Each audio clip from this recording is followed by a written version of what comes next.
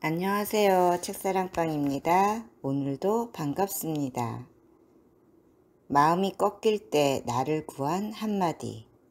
히스이 고타로 시바타 에리 지음. 만일 오늘이 생의 마지막 날이라면 오늘 하려던 일을 할 것인가? 스티브 잡스. 위대한 일은 혼자서는 이루기 어렵다. 오직 팀일 때 이룰 수 있다. 스티브 잡스는 이 사실을 비틀스에게서 배웠다. 나의 비즈니스 모델은 비틀스입니다. 그들은 서로의 결점을 찾아서 보완했기에 완벽한 균형을 이룰 수 있었습니다. 단순히 개인을 합친 것보다 훨씬 더 뛰어난 조직을 만들었죠. 최초로 매킨토시라는 컴퓨터를 완성했을 때 잡스는 펜을 꺼내 팀원들에게 사인을 하도록 했다. 46명의 사인이 모든 매킨토시 케이스 안쪽에 새겨졌다. 예술가는 자기 작품에 서명을 하는 법이지. 그에게 일이란 돈을 벌기 위한 수단이 아니었다.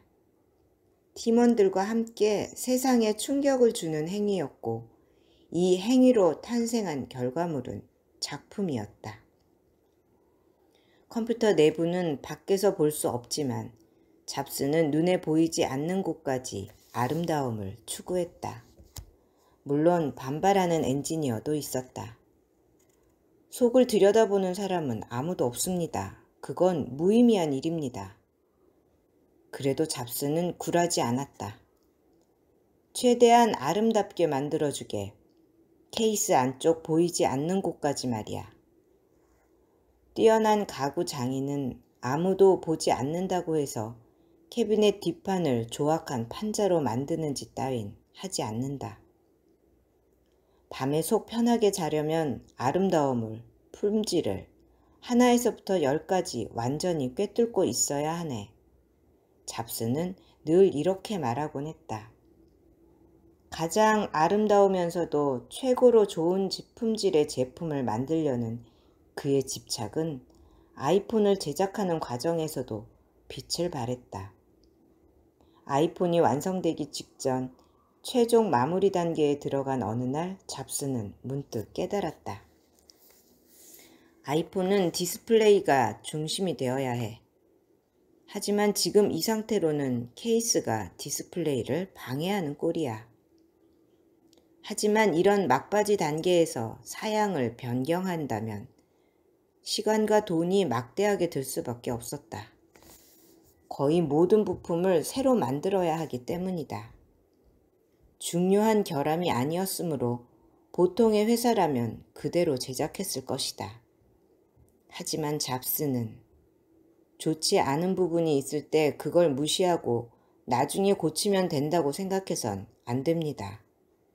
그건 다른 회사에서나 있는 일이에요. 라며 작업을 중지시켰다. 지난 9개월 동안 여러분 모두 이 디자인을 위하여 온 정성을 쏟아왔다는 걸 잘 알고 있습니다.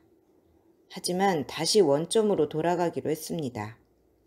앞으로 모두 밤늦게까지 어쩌면 주말에도 일해야만 할 겁니다. 그 대신 희망하는 사람에게는 나를 쏴 죽일 수 있는 총을 주겠소. 9개월 동안 모두가 필사적으로 해왔던 일이라도 처음으로 돌린다. 아무리 애를 쓴 일이라도 원위치 할 수 있다. 이것이 스티브 잡스라는 남자였다. 그에게 일이란 돈을 벌기 위한 수단이 아니었고 빨리 끝마치는 게 우선도 아니었기에 가능한 일이었다. 잡스에게 일이란 어디까지나 세상에 충격을 주는 것이었다.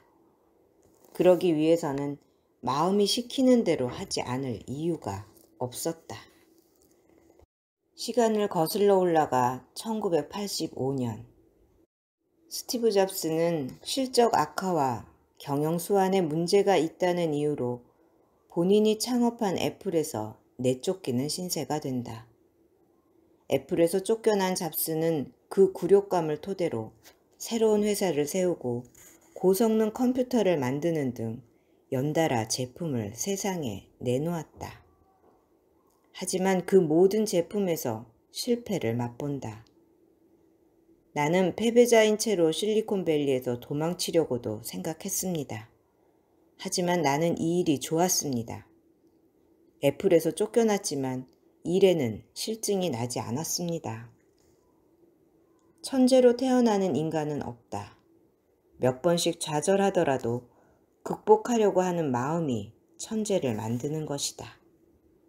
잡스가 떠난 후 애플은 실적이 계속 떨어졌다. 연간 10억 달러의 적자를 보게 되자 애플 내에서도 잡스를 다시 불러들이자는 분위기가 고조되었다. 그리고 1977년 1월 드디어 잡스는 애플에 복귀한다. 그가 복귀하여 희망한 연봉은 1달러였다. 1년에 고작 1,000원. 일은 돈만을 위해서 하는 게 아니다. 나는 세상을 바꾸기 위해 일을 한다. 1달러의 연봉은 이 같은 잡스의 의지를 표현한 것이었다. 잡스는 2005년 스탠퍼드 대학의 졸업식에 연사로 등장해 이런 연설을 했다. 17살 때 이런 말을 알게 되었습니다. 하루하루를 인생의 마지막 날이라고 생각하며 살자. 그러면 언젠가는 반드시 올바른 길을 걷고 있을 것이다.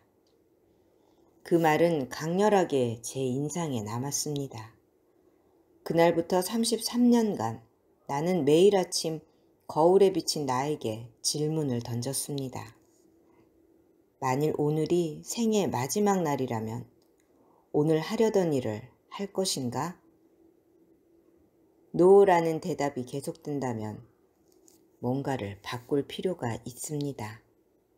즉시 삶의 방식을 재고해야 합니다. 지금 자신에게 질문을 던져보자. 오늘이 인생의 마지막 날이라면 타협하겠는가? 오늘이 인생의 마지막 날이라면 일을 대충 하겠는가? 오늘이 인생의 마지막 날이라면 마음을 따르지 않을 이유가 없다. 들어주셔서 감사합니다. 사랑합니다. 축복합니다. 오늘도 제가 당신을 응원합니다.